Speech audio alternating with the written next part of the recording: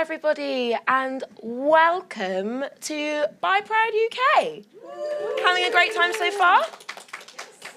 Well, thank you so much for joining us on the Bi Poetry panel, reading, writing between the lines. My name is AFLO the Poet, my pronouns are she, they, and I will be your facilitator for the next hour. We're existing between the lines. We are moving fluidly with little flourishes and deeper meanings below the surface. We are living poetically and refuse to be pinned down by unimaginative, restrictive ways of presenting ourselves. Being bi plus is pretty much poetry in action, in my opinion. So it's great to be joined by some fellow poets and creatives on the panel today. Before we get into it, I would love for everyone to introduce themselves with your name, your pronouns, a little bit about what you do, as well as a brief description of what you look like or what you're wearing today for our visually impaired folks joining us. And along with that, I'd like a little icebreaker as well. Sorry. So, name, say it again. pronouns, what do you do, what do you look like, and are you a fruit or a vegetable, and why? I'm not so interested in whether you're a strawberry or a carrot. Like, I want to know why you feel more fruity or more vegetable-y, and maybe it'll be a bit of a poetic description. That's what I'm thinking. Will it be? Maybe. So I'll start and we'll go along the line. My name's AFLO the Poet. My pronouns are she, they. I am an artist, activist and academic from Brighton. I embed poetry into pretty much everything I do to kind of inspire a bit of social change. I feel like finding creative roots through queering the straighter path is how we make real change. I am a mixed race, fair-skinned person with freckles, a brown afro, and I'm wearing like a pink patterned dress. And I would say I'm a fruit. I'm a fruit because I'd like to think I'm a bit up in the air. I don't always feel grounded, but I don't necessarily think that's a bad thing. I think it's something about my character and I'm gonna own it. So that's me. I'll go next. My name is Erin James. My pronouns are she, they. What's next? What do you do? Oh, what do I do? I like to call myself an artivist, so merging the words art and activism, using art as a alternative, maybe more decolonial tool of social change, social healing, decolonial joy and pursuits. So I do a mixture of poetry, acting, facilitation, yes, and the next thing, please. What do you look like? Oh, what do I look like? I am mixed race, brown, light skin. I've got some very cheap hair extensions in, so I've got some like purple braids going on and like two They plaits. don't look cheap. Oh, thank you. And I've got some trackies on, a little crop top situation and a keffiyeh, and some jewellery that you might hear clanging about. Fruit or veg? Normally I would say fruit for like the obvious, fruity reasons. But I feel like I would like to be grounded in the earth today. So I'm going to go for veg, yeah. Switching it up. Yeah. Thank you, Erin. Go next. Hi everyone, I'm Thivyaa. Can you hear me? Okay. I also go by the Creative Medic. I always find it hard to describe what I do. I identify as like a multimedia artist, but also work as a junior doctor part-time. I really relate to what you both said about kind of using art and creativity as like a social justice tool to think quite critically about the spaces that we're in and to engage conversation around like social change. I think the next question is, am I a vegetable or a fruit? Yes. Also my pronouns are she, her. Sorry, she, her. I would say that I have become a vegetable. I would say, I know you don't want specifics, but I would say I'm a root vegetable. Okay. Because I feel like I've got roots everywhere in every kind of. I think being bi also kind of you're never quite stuck in one place. You're a bit of everything all the time. And I'd say that because vegetables release their energy kind of steadily over a period of time, I feel like I've also sort of matured in my sexuality, should we say, or my embracing of like who I am over time. And so I'd say I'm not a spike in sugar, I'm a over time kind of person, so I'd say I'm a vegetable. Thank you so much. Thank you, Thivyaa. That's like a medic answer, thinking about your blood sugar. blending all the things you do. Yeah. Hi, I'm Helen Bowell. My pronouns are she, her. What do? I am a poet and a producer and an editor of this book. Woo woo! Thanks everyone. Yeah, I guess I'm here because I edited this and did a project called Bylines over the last sort of year and a half, which has resulted in this, the first anthology, I think. I keep saying that, the first anthology of bi plus poets, but I'm like, surely it cannot be. But nobody's corrected me so far, so I'll just keep saying it. Alongside that, I currently also produce events for the Poetry Translation Centre, and I also co-direct something called Dead Women Poet Society, which is an event where we resurrect women poets of the past.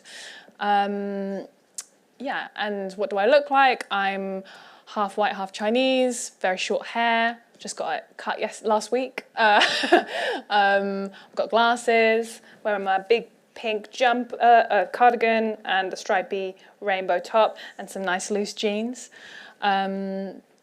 And I'm not sure whether I'm a fruit or a vegetable, but my best friend and girlfriend have just mimed at me that I'm a vegetable, so I'm going to say that.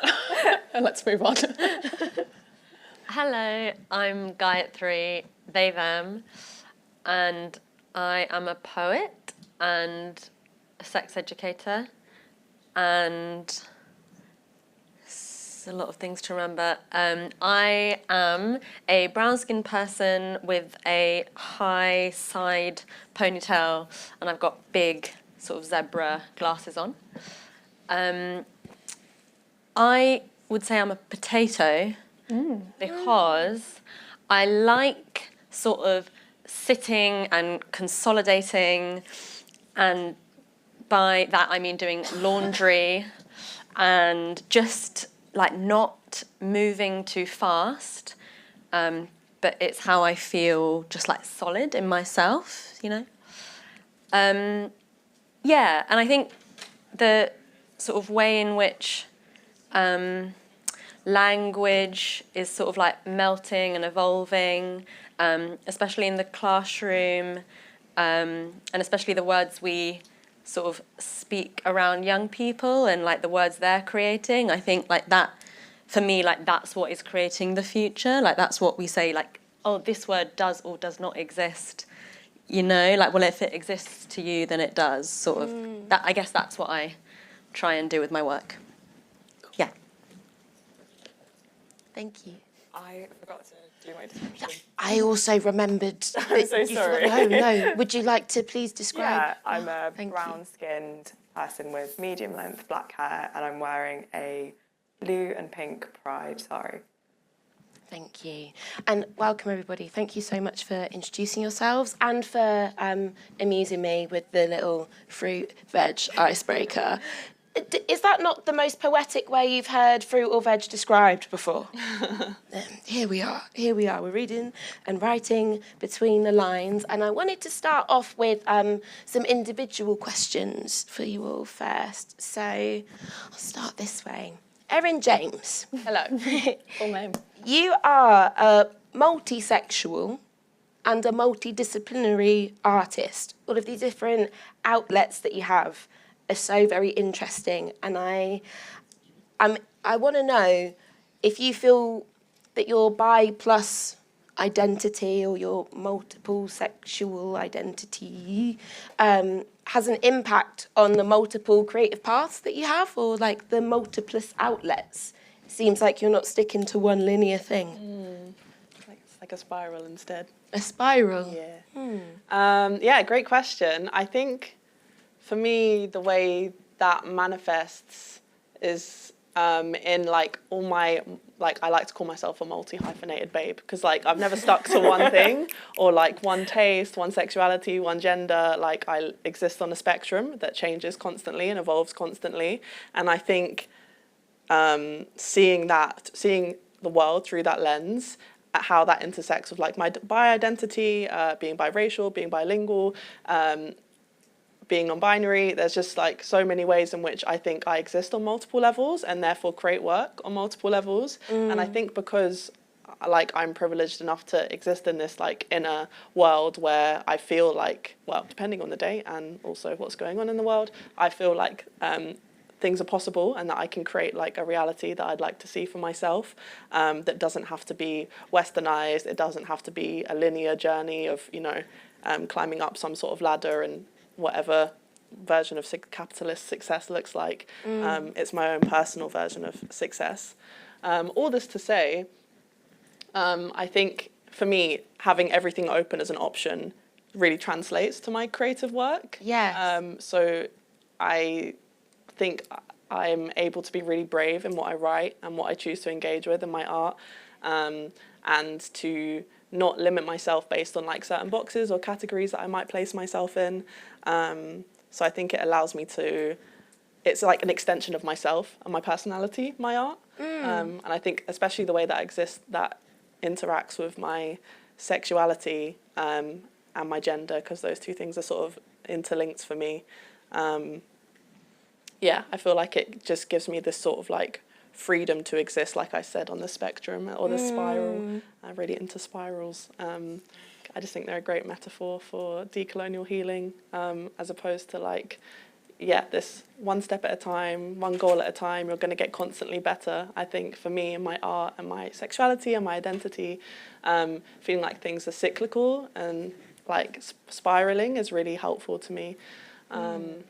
Gone off on a bit of a tangent, but On a bit of a spiral. Yeah. There. Wow. I'm enjoying it. Yeah. Don't feel that you've gone awry Thanks. or astray. Yes, I think. You're queering the path, queering the route as you go through your answers. Yeah. It's interesting. Yeah, I think that's what's happening. Thank you for sharing. Thank you. On to the creative medic. Hello. Hello. I wanted to ask about your experience of being a Tamil refugee, as well as being a bi+ or multisexual person. I can imagine that the ways in which the lack of space for both of these experiences may possibly intersect or overlap again. And I was really interested from what you were saying in your bio about creating safer spaces for people with marginalised identities. And so I wanted to ask you what it felt like to cultivate and create safer spaces as a person who has been denied space for multiple reasons. I think you'd make such a good therapist. I don't have the answer, I'm asking you. Hopefully you can help me. It's such a deep question, and I feel that I worry that I can't do it justice sort of within like a couple of minutes. But first of all, thank you so much for holding space for that as a question, even and like I'm asking.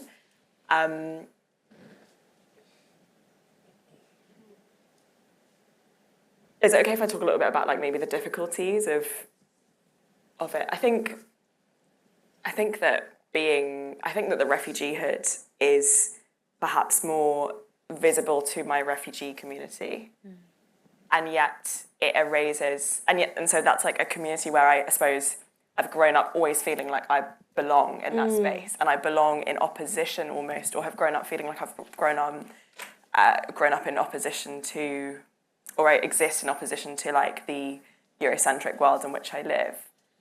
And even though growing up, the racial traumas weren't necessarily like vocalised before the murder of Mr. George Floyd and like Black Lives Matter movement, I think nowadays I feel that there are spaces where we talk about the impact of racism. Whereas on the other side of it, I think in amongst queer spaces, I use the term queer, but I've often felt that I either have to be gay, or I have to be a lesbian, or I don't exist as a bi person.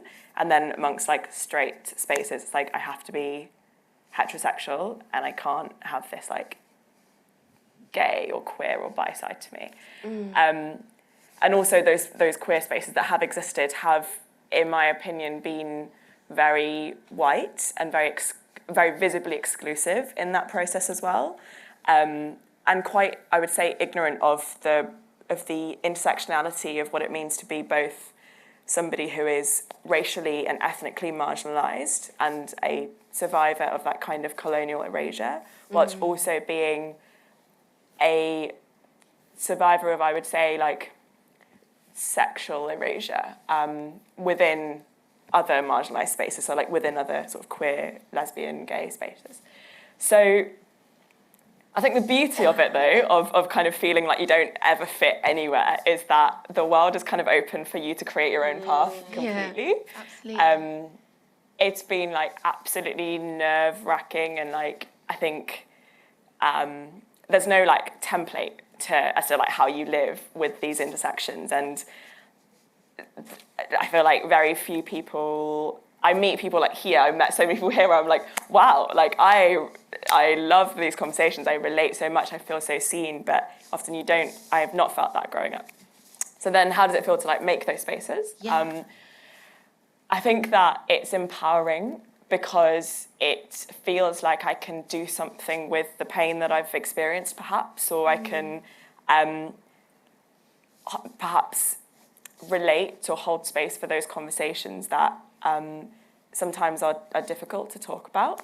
And I think that I'm very privileged in, I think, being a medic as well, because I have this like, I don't like to say power, but in a way I do have this like influence of calling out medical homophobia, medical queerphobia, medical biphobia, and in that way kind of in like a top down but also bottom, like both in terms of like my creative work, kind of criticizing things and hoping for constructive change, but also like in the sort of medical health care space, thinking quite critically about like how do we support people with the embodied traumas from living and growing up with the discrimination of queerphobia. So how does it feel? I'd say, like, in one word, it's empowering, but it's also a struggle every single day, because you always have multiple sides of you where you fit in some spaces, you don't fit in some spaces. There are some people that understand you in one way but not the other. Are you ever fully seen?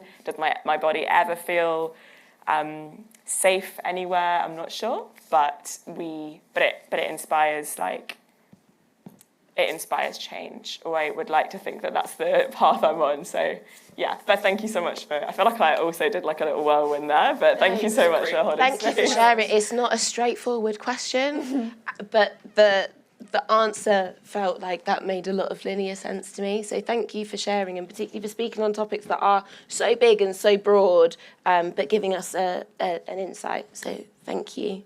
Thank you so much. Helen. Hi. I'm also loving how we've got the pink cardigan so much and pink. the blue jeans and the purple socks. Yeah. I see a bit of flag going on. And I've also seen the flag not only on your book, but in another copy of your book in the audience. I've seen it floating around. Yeah. So Thanks for buying it. So speaking on bylines, I mean, we're here talking about writing between the lines, but you did all the reading between all of the lines yes. in what we believe to be the first bi plus poetry anthology. I wondered if you could tell me a bit about what inspired you to create the Bylines project, and where do you see it going? Like, what might be next? Without rushing to next too soon, I'm really interested in how it came about first. Okay, so this is a story I've told 1,000 times. So let's try not to make it too formulaic.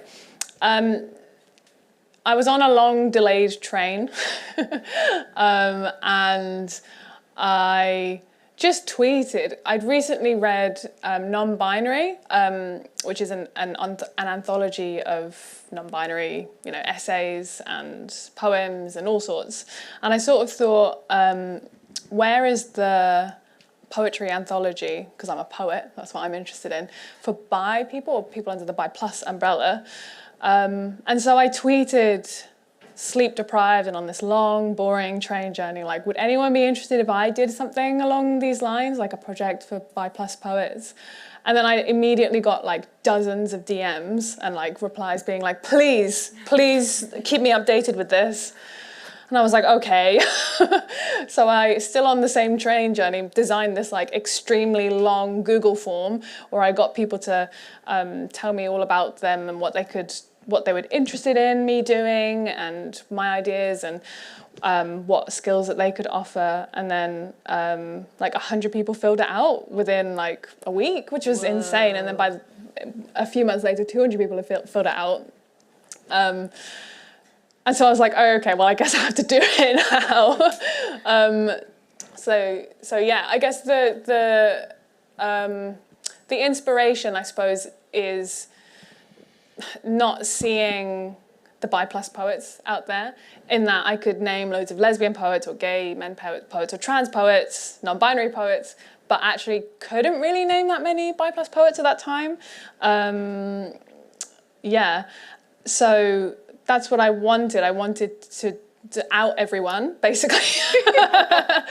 No, I wanted to be able to like see those people and, those people to maybe feel comfortable to identify in that way, because maybe bi plus people don't necessarily announce it in the same way that a lesbian or a gay or anyone else in the LGBT acronym does. And sometimes, of course, it's less visible, so you don't need to. And then, is that my full answer to that question? Yeah, sure. And then, perhaps I should just say a bit about what it was. So I then applied for Arts Council England funding, and I got it to run some writing workshops in 4 cities, London, Manchester, Norwich and Glasgow, and 4 online. And like 300 people came to those workshops, which was amazing, yeah. And then we opened for submissions for the anthology, which is published with 14 Poems, who are a great LGBTQ+ poetry publisher and magazine, if you don't know them, and were great to work with, so do check them out. And again, we got 2,800 poems-ish. I forgot to ask people how many poems they were uploading, like to tell me how many poems they were uploading. So I had to count quite a few, but I didn't count all of them. So it's about 2,800 from nearly 800 people in 40 countries, which is crazy. I told the Arts Council I'd get 200 people to submit, so it was four times more than I'd anticipated. Yeah, so it was a lot of reading. And then we have this anthology which has 45 people in it, including Gayathiri. And then I went on a UK tour doing launches in all those 4 cities, plus Brighton, which is how I met Alessandra at Bi Pride, and York and Edinburgh and other lovely places.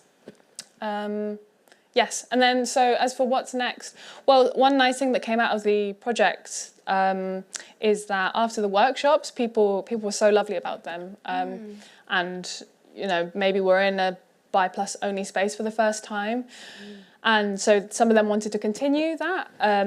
So there are these sort of self-sustaining bi plus poetry groups running at the moment. So if anyone's interested in joining them, all the information's on my website, and there's one in London and one online only, and they meet every month and they just do like poetry writing prompts and hang out. It's very wholesome. Yeah, but in terms of like what am I doing next? Nothing. In that, like, I don't think I'm the boss of bi plus poetry, so like I think someone else should do more things if they want to. I don't want to be have the crown on my head. So if anyone wants to talk about how to get funding or anything, then you can ask me. but I would like to do some of my own writing now. Maybe you could ask Twitter and do another Google form, God. and then someone else will. No more Google Forms. Need to rest. But that's a really beautiful notion as well to kind of summarise that journey with, of kind of seeing a lack of something that like you identified with, but seeing that as being beyond yourself as well. So I kind of didn't expect that. I thought like, you might go, oh yeah, I'm going to do this, and then there's going to be, in 5 years' time, there'll be this anthology, but that just feels so inherently like decolonial, the wanting to like pass it on, and also to continue with the other stuff you want to do and not get caught up in one project. But thank you for bringing together so many people and for now having like this great reference point where we can find all of these bi poets. Yeah, I outed them all. And I'll definitely be checking your website for that workshop link. Yeah. Sounds lovely. Thank you, Helen. Gayathiri, sorry to keep you waiting there. Would like to say a big congratulations on winning the Disabled Poets Prize this year. Yeah.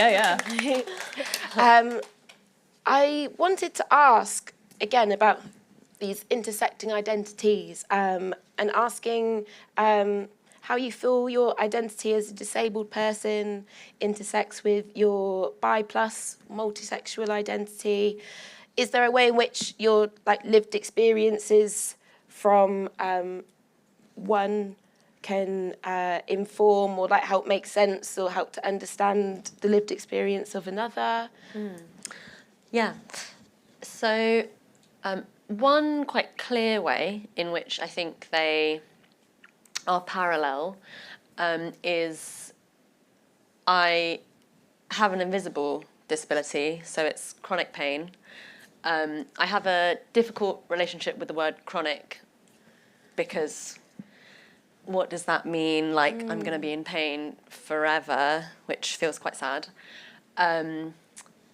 So I call it my pain, but then it needs sort of a bit more context in workplaces and, you know, for my access needs. And like, if you see me moving, it's because my body needs to have that movement and not stay still. And in the same way, my bi-ness is quite invisibilized. So I have a partner of 6 years who's a cis man, and I think to look at us, one might assume that we're straight, and that's absolutely not how we or I, as an individual, identify. And I used to, so with my queerness, as well as my disabledness, used to just not talk about either. And feel like I couldn't sort of claim them, as it were, or, you know, ask for an access requirement to be met, or, you know, I'd feel awkward in non-binary trans spaces and queer spaces. But I would say the confidence that I've gained in one has actually helped that sort of mindset for the other. I actually think submitting and then winning the Disabled Poets Prize did actually really help on a, I think the submitting more, because that's me being like, I am allowing myself to be this disabled poet, you know, claim this term. But it's because, you know, no one questioned me. And then when I met kind of the people who run the prize as well, no one questioned. And I sort of saw myself like wanting to explain. Yeah, and then, anyway, but I'd say my confidence with the with my bi-ness came first, because I just thought the journey that me and my partner have been on, if you met us and sort of saw the way we operate, I don't feel that's normative.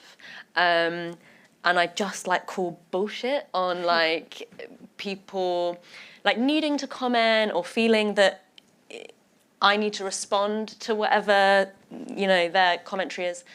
And so that, you know, the mindset helps in both things. Absolutely. And now I don't feel the need to explain, and I'm much more likely to ask for like, can I have a note taker because I can't sit and type for ages, or but I think it's definitely taken like years for both. Thank you for sharing, and that kind of invisibilizedness of both. Makes so much sense. Thank you for sharing. Oh, wow, we've got some wonderful people here, haven't we? Very wise, very knowledgeable, and very skilled in multiple ways. I've got some group questions for you all now. Group time. Wanted to start with this one. Do you feel that you're, and I'm saying bi plus identity to kind of act as the umbrella, but do feel free to correct me or use what term or label you wish to identify with. Do you feel your bi plusness comes through in your work as an artist, even when it's not necessarily related to this topic? Like, do you feel that your bi plusness alters the lens through which you see the world? And does this come through in your poetry or creative expression? Also, feel free to like get your phone out, jot down anything along the way if you need to remember your answer. Anyone feeling brave and want to go first? I don't know if you guys have read 100 Queer Poems, that anthology that came out a couple of years ago, edited by Mary Jean Chan and Andrew McMillan. But in the intro, they have a really interesting introduction where they talk a lot about how they decided to put those poems together, because it's not, unlike the project that I did, it wasn't open to submission. They just compiled it from lots of existing poems. So, you know, where poets lived 100 years ago or more and maybe didn't use the term like queer or whatever under that, the LGBT, or like, how do you define it basically? Like how can you say what is a queer poem if you can't ask the poet or if they didn't exist in that time? And so a lot of it's a really interesting introduction, and they just talk about how the poems that they've chosen queer the language or queer poetry, and that the book is not all made up of poems that necessarily talk about being queer, which is good, I think, because I think that would be very repetitive for 100 poems. And this book is also, the theme of this was in-betweenness, which I didn't say, which I think links to a lot of the things that you all were talking about, that that theme came about because I was interested in this feeling of in-betweenness that I have, both in terms of thinking about sexuality, but also like race and like class and like all these other things. And I knew that lots of people would have really interesting things to say about like invisible disability, or there's a poem about being a refugee in here, and like migration status and being a parent, and like all of these different in-between categories. And I think in-betweenness and like all of these kinds of things feel queer, even though they're not talking about being queer, if you know what I mean. I do. That's why I asked the yes, question, because I hoped you'd say that. Yeah. So in terms of my own writing, like, I don't know, it's kind of something that I'm not very conscious of. And I don't know like if I was conscious of it, then it would maybe not be as, I don't really like the word authentic, but you know, I don't know. No, that makes sense. It's like, how I'm making sense of what you're saying is that you believe it comes through subconsciously because that's you. Yeah, it's like how you operate in the world, right? Yeah. And like all the things that you have to rub up against that other people don't have to think about. That just makes you think maybe in a different way. But I don't know, like, I say all of that, but also like, don't know. It's a theory. It's a queer theory, Yeah. maybe. Exactly. Thank you. Who's feeling brave? Want to go next? Go. Okay.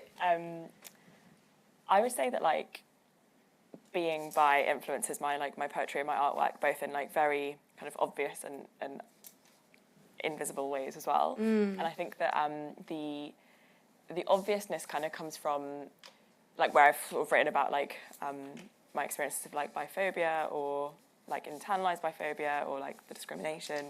I think that there's something about like the words that were, I want to say, done to you, or like the word, like the impact of negative or like homophobic or biphobic word or transphobic words, like how that sits in my body, and then kind of responding to the voices that aren't necessarily like immediately present around me, but rather echoes that I hear in my mind, but kind of responding to my own internal narrative through poetry that I find empowering. And so in that sense, I think it's like I just use poetry as a tool of challenging those like internalized normative narratives. Yeah, like a processing tool. Yeah. And kind of like Gayathiri, what you were saying earlier about how we choose what words mean to us, and we can redefine what words mean. And I find it quite fun to like play with the sounds and the syllables to challenge in those ways. And I think in more sort of invisible ways, how does being queer influence my work? I think there's something about like feeling powerless because of how invisible you are that then drives me to like make the art or make the poetry.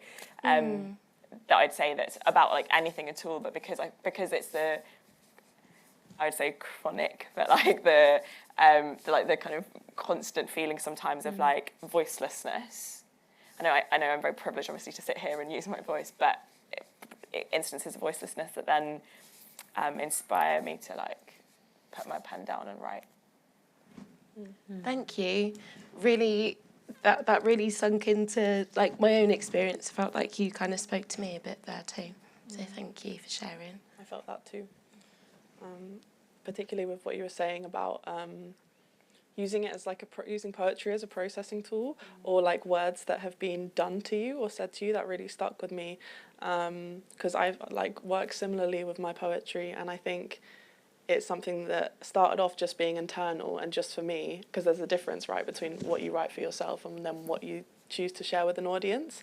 And then I think when I started sharing that with audiences, the writing, it's like this mixture between either like this authenticity of staying true to yourself and choosing to like bare your soul on a stage, or if you do change what you want to either like keep yourself safe or like depending on how you want to be perceived, that sort of stuff. And also linking to this invisibleness, because I also have an invisible disability, and kind of relate to this idea of being like not perceived as queer or like invisibly queer, whatever that means, or whatever like connotations are associated with that is complex. So I think I have one poem where I like it's like it's a comedic poem called Things You Can't Say, and it's like testimonies of things people have said to me that are either like racist or homophobic, or there's fun intersections of both. And like I really obviously state that I'm bisexual, and that was almost, I guess now thinking about it, me taking something invisible and making it hyper visible for everyone in the room to know, and like a sort of reclamation of like parts of myself that felt like I had to hide or that I wasn't enough. Really feeling that. Thanks, Erin. Maybe a formal way is that I'm currently writing some like poetry, prosy, sort of hybrid bits for a book. Ooh. And Giving something away there, but not quite gonna put the label on it, say if it's a fruit or a vegetable. yeah, so maybe it's like a verse novel, or, you know, I'll find a word, yeah. We're all in suspense here anyway, so you've done a fab job. And I would say that I could not write a novel in prose because it's big. I don't know how people hold like 100,000 words of a plot and like multiple character arcs in their heads. People like Toni Morrison who've written dozens of epic stories. I don't know how, like, just it feels really a superpower. And so, you know, for me, like poetry, if it is a page long, so short form, I can see like beginning, middle, end, and I can sort of digest that. So I was like, okay, how would I go about writing a book? Well, if it's like made up of short poems that you like stitch them together and it is following like one character. And I was like, cool, so I'm going to cheat and do it that way. And so, yeah, I think in that kind of in-betweenness in terms of form, I was like, I'd really like to write this like family kind of intergenerational Tamil refugee story. Also, I've never been on a panel with another Tamil person before, so amazing. Yeah, I love it. Means a lot. And yeah, I was like, the way I can do it is like, you know, snippets from like a poem from Sri Lanka and then a poem from London and then a poem from Edinburgh, because they go on like a creative writing course, obviously. And so yeah, you don't have to write the way they tell you to. Yeah. Absolutely, Yeah. you don't. You get to not only just queer the root, but I guess you get to take multiple pieces. Yeah. Just to stick with the bi-ness of it all and the multiple sexualities of it all. And I love that seems to be the common thread between what everyone here is doing, is kind of like finding what fits in certain spaces and then also taking what fits in another space to create something that fits a bit more for all of us. So, great stuff. Great stuff. We've done a lot of talking, but unfortunately, I had big questions, and so we're already getting into the Q&A time. So thank you for answering my big questions. Thank you for the big questions. They were beautiful. I wonder if anyone in the audience had a question that they would like to ask either the whole panel or a single panellist. But now is your opportunity. Yes, please. A microphone will be coming round to you, and this will make sure that it's all broadcast. Oh, yeah, just here. Thank you. You mentioned that you've written a poem about things people said to you and that they shouldn't have. Where can I find that one? I'd really like to read it or hear it. Yeah, so I'm not sure if that one is online. I don't tend to publish my work as like a reading format because I really I want people to be able to hear it, but I also understand the accessibility of like being able to have both. So that's actually a really good point and something that I can work on. Actually, on my Instagram, which is Erin James with 2 S's and 2 underscores, on my website I have a poetry and articles section, but I can give you like the 4 lines of the thing I referenced earlier if you'd like, which was, oh, you're bisexual, that's so hot, can we have a threesome? Sure, let's have a threesome. You, me, and home truths. Let me tell you, you've bitten off more than you can chew. My sexuality isn't a turn-on for you to stake claim. Besides, I only sleep with men when I'm in deep emotional pain. I need that tattooed. That's so good.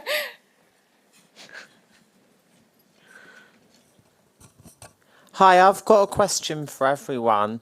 I just wanted to know, as someone who writes, why did you want to get into writing? What sort of inspired you to start writing, really? I can be brave and go first if you like. I spent a lot of my life being quiet and being silent and holding it in and not believing that like what I said held any value or weight. And it was actually quite soon after like embracing being bi or being queer or just not being straight that I then started a journey that led me to like private therapy. And then the common theme was like, oh, I've been unheard, I feel unheard. So I just made a promise to myself to write one spoken word piece and perform it one time in 2019. And now it takes up a big chunk of my life. So I would say we're drawn to it because we want to feel, like for me anyway, it's that wanting to feel heard or seen, but then the connection that you get from sharing your words and your work with people is so inspiring. It's so inspiring to keep going. So I'm going to keep an eye out for you. Thank you. Anyone else want to add to that? I was an only child, so nothing else to do, is there? I think I liked reading and writing stories as a kid, and I like always wanted to be a writer from the age of like 7. I wanted to be a novelist at first, and then novels are hard, as you've just described. So then poetry is just a bit easier. So that's where I've ended up. Yeah, I don't know, not as deep, but like, I mean, I'm sure there are things in there about, I don't know, I love a good story. And I love, the power of literature, I guess, to make you feel something or think something that you wouldn't otherwise be able to, or you can't just get from journalism. Oh God, what's that quote? Do you know it? If it pops in your head, Trying. What's it sound like? Okay, poetry's like it doesn't give you the news, but people die from not having it. What? Let me Google it. Somebody else. We'll come back to it. I haven't heard it before, but I liked the lines it was going down, I think, or between the lines. I don't know. I would say similar, like, love reading. It's like my favourite thing to do with my life. And I just thought, it would be quite fun, like the process to create lines that also just make you feel, oh, wow, like I've heard that sentiment before, but not in these words. Like it feels like a sort of challenge to be able to, say something that maybe like Helen reads and it's like, oh, I don't know this person, but they've really articulated my feeling. And there's like a friend, you're like friends with this author who might be not alive anymore, but you're like, oh, there's real connection here. Me and James Baldwin, best. Oh. Yeah, that's what I'm saying. Yeah. No, you articulated that so well. Thank you. Thanks. Can I go to respond to that? Can I just ask first of all, what's your name? My name's Thomas. Thomas, and what's your poetry handle? Well, I studied English and creative writing at uni for 4 years. I am hopefully soon publishing a collection of poems. Come on! And then once I've done that, I'm going to work on my short story collection. Amazing. A pair of supernatural investigators called Hecate and Salem, and they're very much clash. And the narrator, in the first story, they find someone who sadly is no longer, and the narrator's cat is like, the cat becomes the narrator, and the cat is agender because apparently that's a human quality, and the cat doesn't like human qualities. And the cat at one point is able to speak and says, I'm agender. And someone freaks out and says, but the cat's agender. And someone else says, but the cat can speak. And everyone's like, oh my God, just... So it's quite funny. I need this in my life. I'm excited. You sold it to me. So I'm just like living, and I love reading as well. I'm currently I've started reading The Autograph Man by Zadie Smith. But Bernardine Evaristo is my favourite novel. And Girl, Woman, Other, I strongly recommend. I wrote about it on my blog, and I was like 10 out of 10. Can I just say, my ex-white cis male boyfriend gave me that book. It was like one of the main reasons I broke up with him. Wow. Wait, I what? actually love that. Full story, please. Oh, just because like it was like at a time in my life, it was during like Black Lives Matter, the resurfacement of that in 2020, and I just was doing a lot of unlearning and relearning, and there was lots of stuff that like fed my soul in that book about like the intersections of black and queerness, and I was like, thank you for giving me this jump and trying, I do appreciate that genuinely. See you though, because You've taught me so much. Yes. Anyone want to add on to what they respond to that. congratulations, that's so cool. Thank you. Just in terms of like, I actually don't relate to what anyone said in terms of like I really struggled with language acquisition. I know I like speak English now, but I did not speak English as a kid, and my like entire world was in Tamil, and then like the outside world, literally like if I stepped outside my door, it would be a completely different language, and so I actually really struggled to read books and just like grammar, like all of that was just really hard for me. And I don't think that the shift happened until like I went through something or like I felt pain and I was like, I have to like do something about this, or I need to put it out there somewhere. And I think the irony is like, it feels like I'm reclaiming language in a sense because, well, I debate it in my head because I also feel something about the way that I feel. For a long time, I felt like it's weird that like my entire inner monologue now is in English when it's also like the language of the place that like destroyed my culture and my country in Sri Lanka. But equally, that's the language in which I like write and I feel understood now as well, bizarrely. But I was going to make a point. I was always told like growing up that I can't speak English and that I can't write and that I was going to like fail my English GCSEs. Like I kid you not. My English teacher like pulled me out of a lesson and was like, yeah, you're just not going to make it in life. Like you're just so bad. And she wasn't even white, which I was like, that doesn't make a difference. But also like, what is happening here? But I think now it very much feels like it's like a rebellious thing against that as well, I think. But just like, I find a lot of pleasure in being able to express and being able to relate to other people through their words. So still find reading quite hard because there's a lot of words I don't understand, but I find like just joy in that expression and the like when you can turn a lived experience into something that other people can see and feel and like that it can like jolt memories and that kind of thing. So that's why I write. Thank you. Thank you. I also want to add there's something like inherently decolonial then about taking a language and like twisting words and changing things, as you mentioned before, when this language has such a heavy colonial history to kind of warp it in some way. Yeah, I like that. Sounds special. Thank you. Erin, is there anything you wanted to add on in response to this? I feel like just soaking up the wisdom, yeah. Thank you. I've only got about 3 minutes left. I've seen there's a question over here. Good luck with the book, though. Sounds awesome. Yes, thank you. Good luck as well. I've got an invisible disability, and I really relate to this thing about sometimes feeling invisible in my bi-ness. And I'm going through my own process of trying to sort of try and see myself rather than to try and essentially get other people to see me, because you never know whether they really do. And I just wondered if anyone on the panel had any experiences or of like what seeing yourself, recognising yourself on your own terms, like any experiences that you could articulate, like what that feels like for you to see yourself rather than to wait to be seen. Can I respond to that? Is that okay? First of all, thank you so much for sharing. I really relate to what you've just said. And I think it's a process as well. One thing I find I've sort of developed over the years is like this inner like cuddle voice of like when I don't feel seen in a space, or if someone has like said something that is like racist or like homophobic or just pisses you off. I have this voice in my head that's like, hey, Thivyaa, what are we feeling?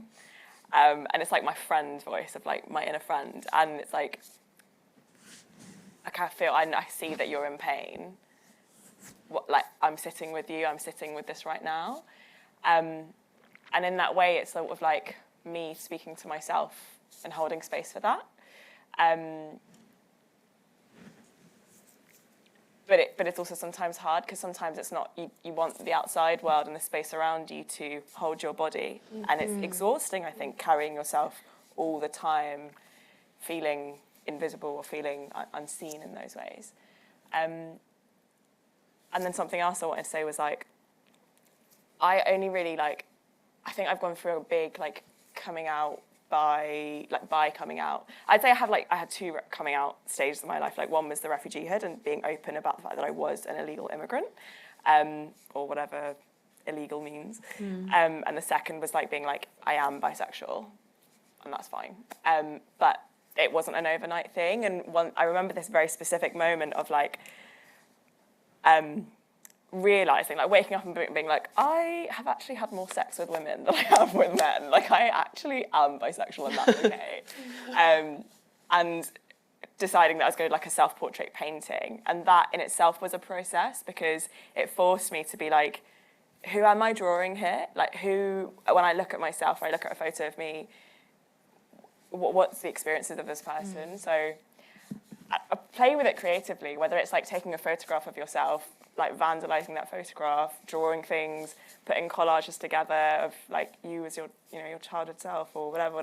Like it's a process, but it's a good process. Those are some interesting steps to maybe do. Drawing on a photo or something, like making your own marks upon yourself is really interesting. Yeah. It is the end of the panel now, but I really wanted to offer if anyone had like some other responses to that question because I thought it was so big and. I the first thing that came to mind was seeing myself. So in my bathroom, this is the shower, and then opposite is this big mirror. And so when I'm showering, I can see myself naked. And the word I would use to describe myself is agender, and it's not really widely, massively used, so non-binary is fine, but I just don't really talk about it because I think the words aren't like there. Do you know what I mean? So there isn't like a perfect word for it. But when I see myself naked, I'm like, oh, I really like do not gender any bits of this body. Like I've internalized it so much that like I used to feel a bit weird about like my chest and my genitals, but now I'm like, I think I like fully have removed gender from like how I see my body, and that feels amazing. Yeah, wow. So like I don't actually give a shit if like someone she's, can I swear? Sorry. If like someone she's me, or you know, because I'm like, oh, like it's not about you. Amazing. Yeah. So that for me. That's iconic. I love that. Thank you. No, thank you. There's something about seeing yourself that can feel really daunting sometimes, but then there's something about being able to stick with and work with that and to see yourself in your own described terms, not the way that someone else told you to see yourself. It took time. Yeah. Process. Yeah. Maybe processing through poetry, who knows? Yeah. But it's been so wonderful to talk to you all and to hear from you all. We could go on and on and on, but it is the end of our panel. Thank you so much for joining us, and I hope you enjoy the rest of By Pride. We'll see you around. Bye.